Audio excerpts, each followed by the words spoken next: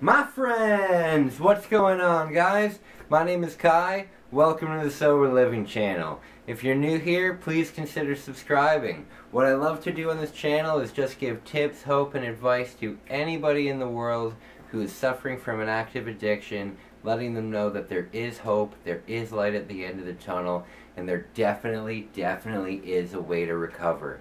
Guys, today I'm celebrating 355 days sober. I'm feeling great, and I really appreciate you guys joining me, and I appreciate all the support you guys have been sending me. I appreciate it so much. I just want to give a big shout out real quick to John McNally. I think that's your name. Forgive me if I'm not saying that properly, but thank you so much for helping my channel grow. People like you really make things worth it, you know? I'm doing it to help people, and people like you help me get my message out, and I really appreciate you sharing. If anybody out there can help me share these messages, I really appreciate that. Thank you again, John. Big time. Okay, so guys, what I want to do today is I just want to talk more about my cancer. So I'm going to finish up the series. I don't want this this channel just to be about my cancer. I want it to be about my addiction and recovering from that. But at the same time, I do believe that my cancer is part of who I am, and it's part of my personality, and it also has a lot to do with the medical problems that I have right now. It has a lot to do with the nightmares that I have, and it has a lot to do with the PTSD that I have. So, I've told you guys how I beat it. I told you guys what they did, but I didn't tell you guys any of, like, the more scarier stories, you know? So, I'm going to talk about that real quick. So, I hope you enjoy my video, and again, I really appreciate everything you guys have been doing. And I'm going to be announcing a new giveaway within the next day or two. I'm just trying to figure out the logistics of it, and that's about it. Alright, so guys, when I had my cancer, I was in a dorm room. So, I mean a ward room. So, I was in a room with multiple people. So when I was there, I saw people come and go.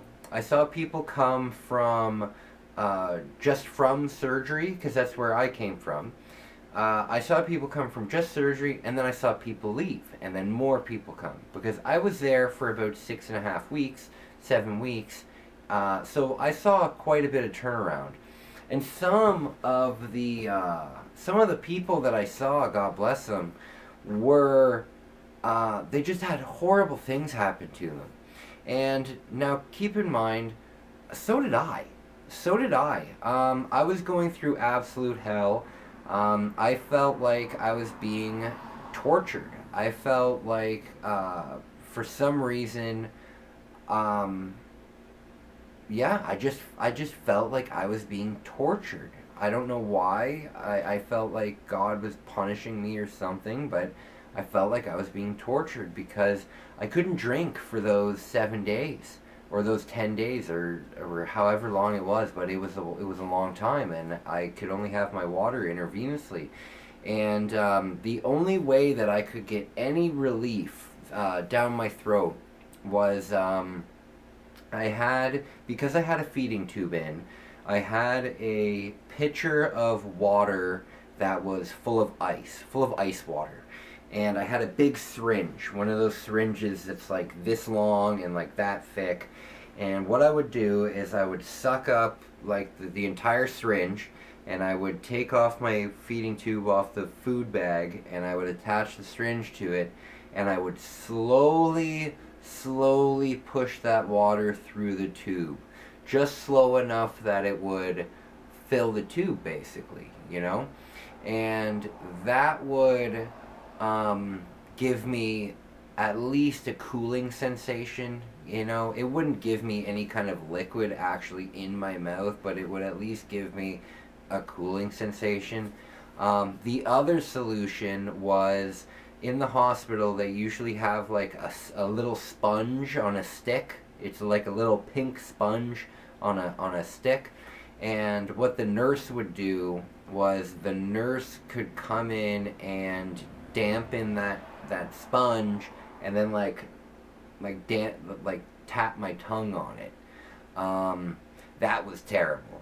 That basically did nothing. But I felt like I was being tortured, and it was horrible. But I was very lucky that I didn't wake up with a tracheotomy.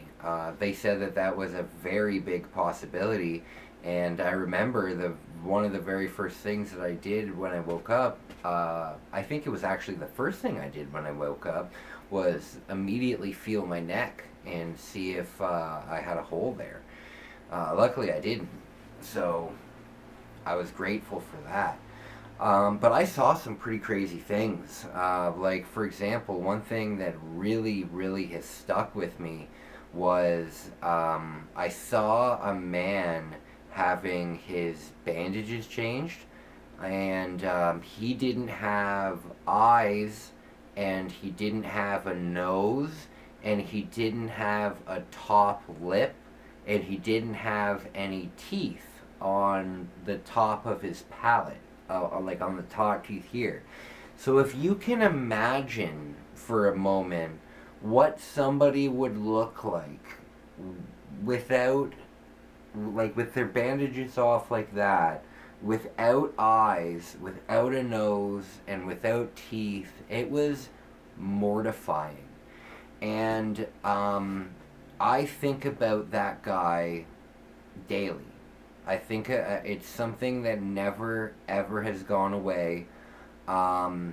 It's something that it's not necessarily a thought that I think, oh, I hope that he's okay, or I wonder what happened to him. It's like just an image that pops into my head at least once a day of seeing what this guy looked like when they took the bandages off of him. And it's very disturbing, because when I have my nightmares, this person is always in it. Always. And they never have it's not like they're having their bandages changed. They just straight up aren't wearing bandages. And it's just mortifying. Another thing that I had to deal with, and I'm so sorry if you have one yourself, I'm not trying to be offensive, but there was a time where 4 out of my 6 roommates had tracheotomies. So the entire time I was trying to recover, I was just listening to people breathe through a tiny hole in their throat, you know? That was horrific. That was just horrifying too. Like, imagine sitting in a room full of crying babies, and then that would be annoying, right? But it wouldn't be horrific. That would be horrific, you know?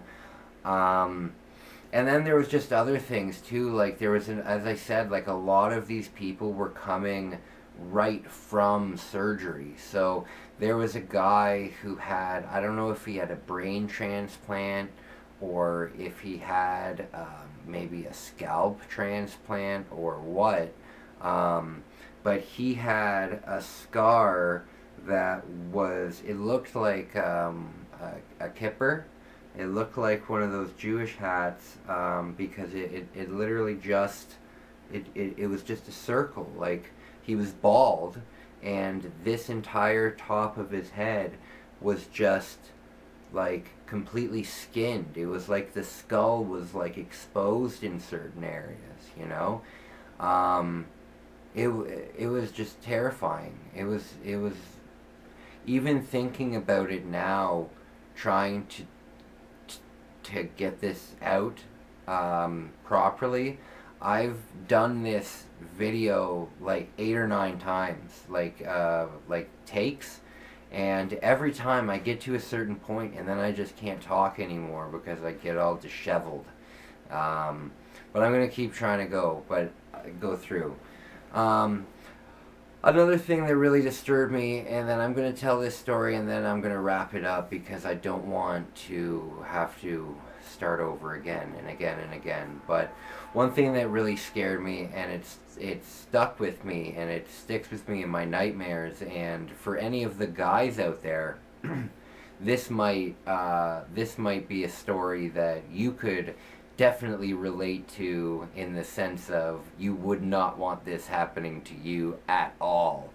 So basically, I was going to be bedridden when I got out of surgery. I was going to be bedridden for probably, I think I was bedridden for 10 days. 10 days I couldn't get out of bed. I had to have a nurse come in and do my legs. I was wearing compression stockings.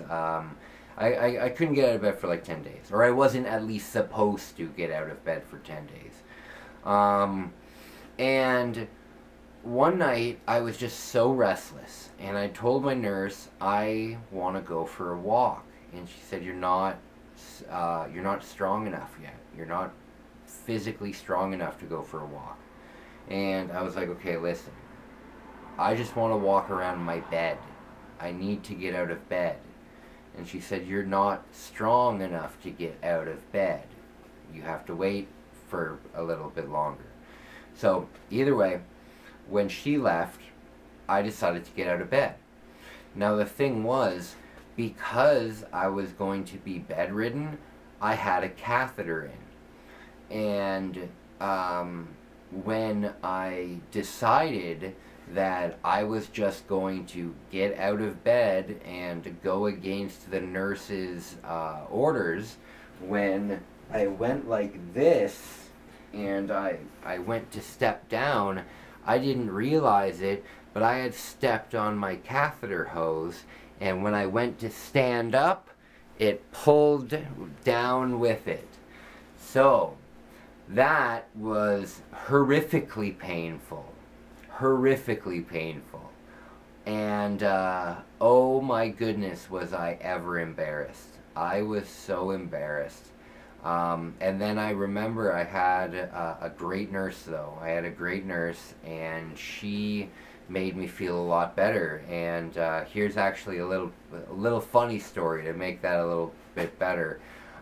She had told me that there's nothing to be embarrassed about, because people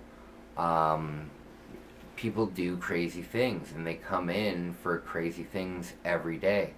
She said, just today, somebody came into the emergency room because they had a pen lid stuck inside their urethra, because they had stuck a writing pen, a Bic pen, into their urethra and then pulled it out, but the lid got stuck in it.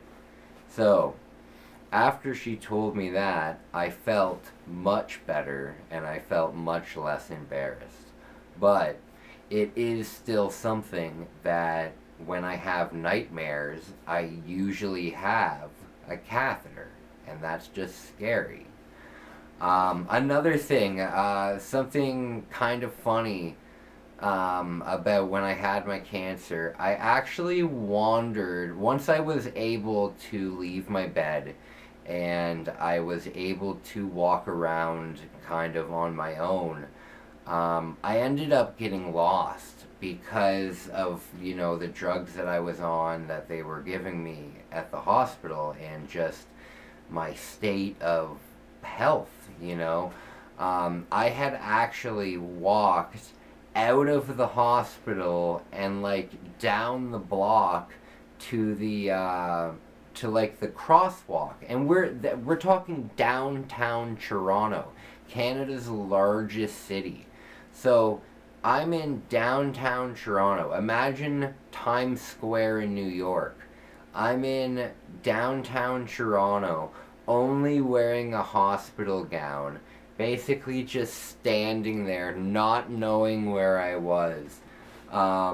Luckily, I think a cab driver ended up, I think there was a cab driver like waiting outside the hospital for like fares or something, and they ended up walking me back. But it was kind of a funny story that my family and I have laughed about ever since.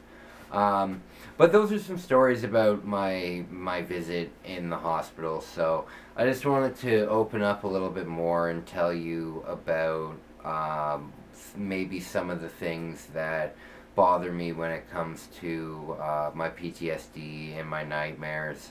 And that's about it. Guys, I really, really appreciate all the new subscribers. I really want to get to 500. Once we get to 500 subscribers, I can start posting community posts. I can start doing surveys. I can start posting photos. I can start posting updates. 500 subscribers is super, super important for a YouTube channel. So the sooner that I can get to 500, the sooner I can more easily contact you guys. So, guys, thank you so much. Thank you so much. Wherever you are in the whole wide world, please be sober. And if you're not being sober, please be safe. And your parents love you. And everybody wants you to wake up tomorrow. And I care about you too. And I'm super tired. Bye, guys. Have a nice night.